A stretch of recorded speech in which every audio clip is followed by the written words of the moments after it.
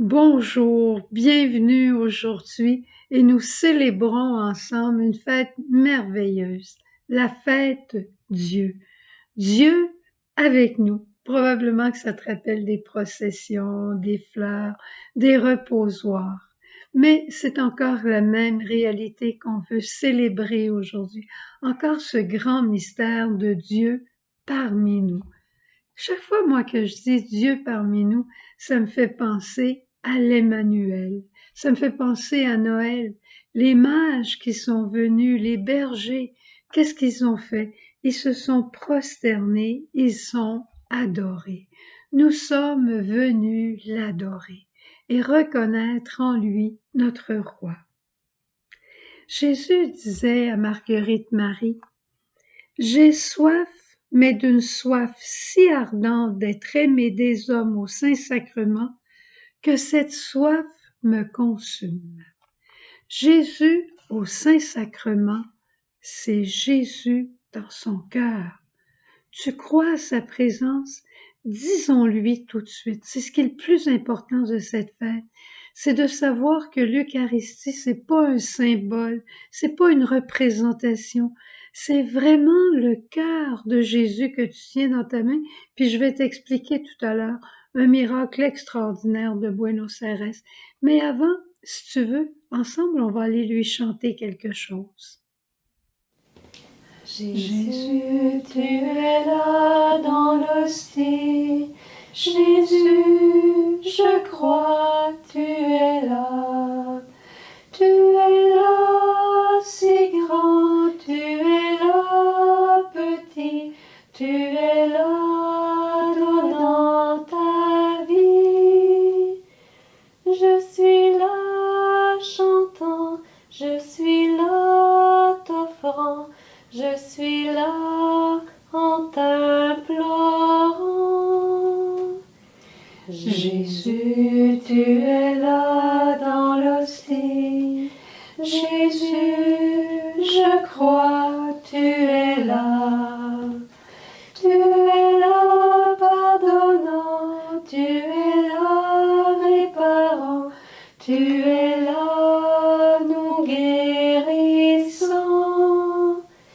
Je suis là dans la joie, je suis là dans la foi, je suis là brûlant de toi. Jésus, tu es là dans l'hostie. Jésus, je crois, tu es là. Jésus est là. Dans l'Eucharistie, je crois qu'il est là. Et il est là comme un mendiant d'amour. Pense-y, le Dieu tout grand, tout puissant, tout fort, se fait mendiant de ton amour à toi. Et aujourd'hui, si tu vas communier, tu vas tenir le corps, le cœur de Jésus entre tes mains. Qu'est-ce qu'on peut dire? C'est pas l'objet d'un grand récit ou c'est pas l'objet d'un grand sermon, c'est l'objet d'un grand amour qui se livre pour moi, pour toi. Se prosterner, adorer, c'est se prosterner devant l'abaissement de notre Dieu.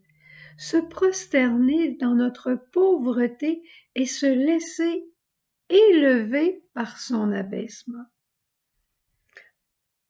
L'Eucharistie, c'est le sommet de la folie de l'amour.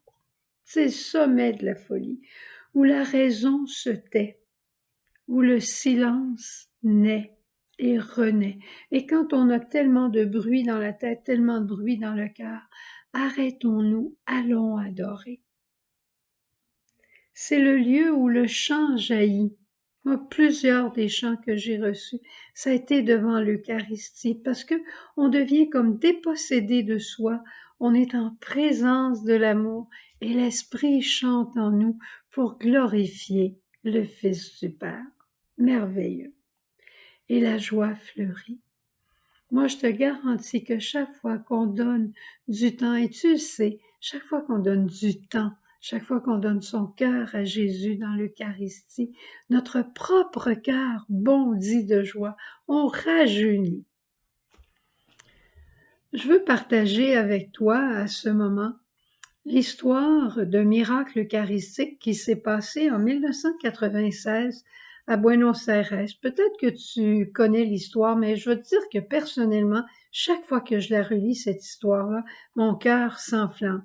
Peut-être à cause de la dimension scientifique, mais ça vient nous prouver à quel point l'Eucharistie, c'est vraiment Jésus, Jésus vivant. C'est ça qui est le plus important de cette fête, c'est de le savoir et d'en faire l'expérience dans l'adoration. Alors, pendant la messe, une personne va communier, revient dans son banc et échappe l'hostie par terre, la regarde et elle la voit un peu tachée. Alors, elle se refuse de la prendre pensant qu'elle était souillée. Une autre personne plus pieuse vient, la voit, la prend et après la messe, elle la porte au prêtre qui fait selon ce que l'Église demande, de prendre une hostie, la mettre dans l'eau et la laisser se dissoudre au tabernacle dans l'eau et quelques jours après de la consommer tout simplement. Mais ce qui est arrivé, c'est qu'on a vu du sang dans l'eau après un certain temps. Et bon, la nouvelle est allée jusqu'à Monseigneur Bergoglio et à ce moment-là, on a décidé plus tard, quelques années après, elle a été dans l'eau pendant quelques temps, puis après on l'a mis pendant 3 ans dans une eau déminéralisée. Et pendant ce temps-là, on a fait quelques examens, mais en finale, en bout de ligne, on décide de faire un examen avec le docteur Zhu-Jiba, qui est un grand pathologiste cardiaque de New York et qui n'a pas la foi et à qui on ne dit pas l'origine de l'échantillon qu'on lui apporte à analyser. Alors voici sa première conclusion et quelques remarques qu'il a faites par la suite. Il dit la matière analysée, hein, c'est l'hostie, mais c'est juste un petit fragment. Alors, la matière analysée est un fragment d'un muscle du cœur qui se trouve dans la paroi du ventricule gauche près des valves. Ce muscle est responsable de la contraction du cœur. On doit se rappeler que le ventricule gauche agit comme une pompe qui envoie le sang dans tout le corps. Le muscle cardiaque est dans un état d'inflammation et contient un nombre important de globules blancs. Ceci indique que le cœur est vivant au moment où l'échantillon a été prélevé. J'affirme que le cœur était vivant étant donné que les globules blancs meurent en dehors d'un organisme non vivant. Ils ont besoin d'un organisme vivant pour se maintenir. Donc, leur présence, des globules blancs, indique que le cœur était vivant quand l'échantillon a été prélevé. Par ailleurs, ces globules blancs avaient pénétré les tissus, ce qui indique d'autant plus que le cœur a été soumis à un stress intense, comme si son propriétaire avait été battu sévèrement au niveau de la poitrine. Les gens qui étaient là, qui ont lu le premier rapport, les journalistes qui étaient là, ils étaient complètement sidérés. Ils ont demandé au docteur Zhu-Jiba si les globules blancs auraient pu être encore vivants s'ils étaient demeurés dans l'eau. Et ils lui ont dit que ce qu'il avait fait avec ce spécimen, comme il l'appelle. Alors lui, il comprenait absolument rien. Mais il a ajouté, « Vous devez m'expliquer une chose. Si cet échantillon provient d'une personne morte, alors comment se peut-il que pendant que je l'examinais, les cellules de l'échantillon étaient en mouvement et pulsaient? Si le cœur provient de quelqu'un qui est mort en 1996, comment peut-il être encore en vie? » Et là, on lui a dit qu'il s'agissait d'une hostie consacrée, un pain sans levain.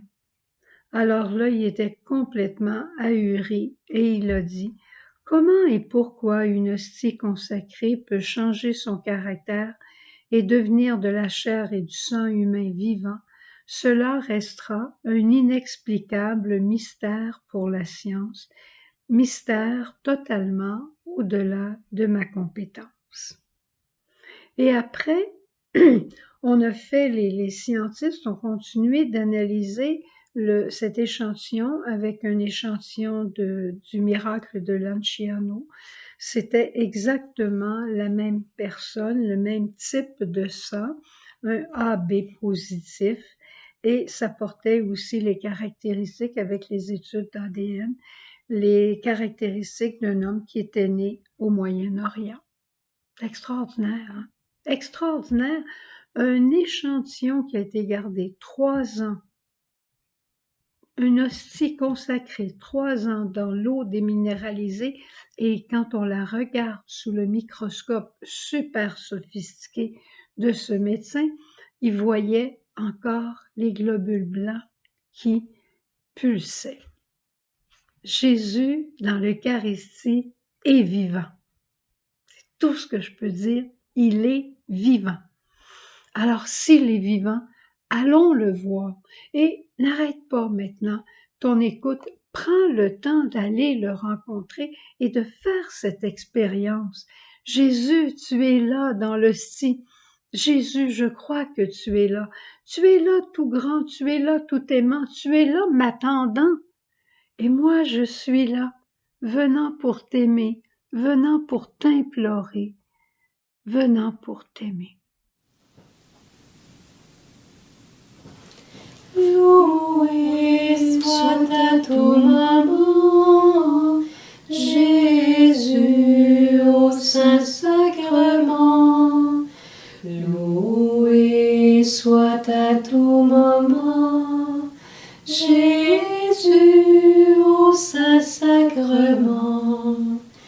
Jésus veut par un miracle près de nous la nuit, le jour, habiter au tabernacle, prisonnier de son amour. Loué soit à tout moment, Jésus au Saint-Sacrement. Loué soit à tout moment, Jésus au Saint-Sacrement.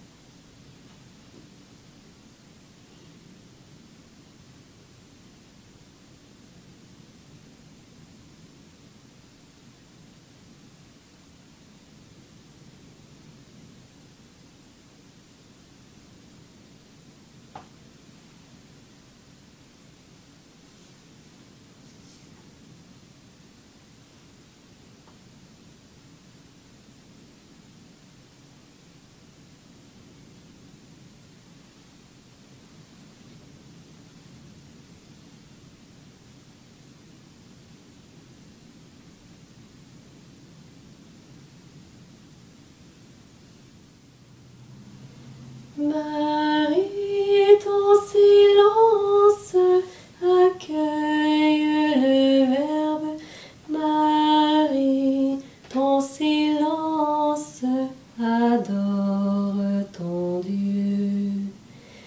Vierge toute pure, Mère de l'offrande, accueille en moi la louange eucharistique.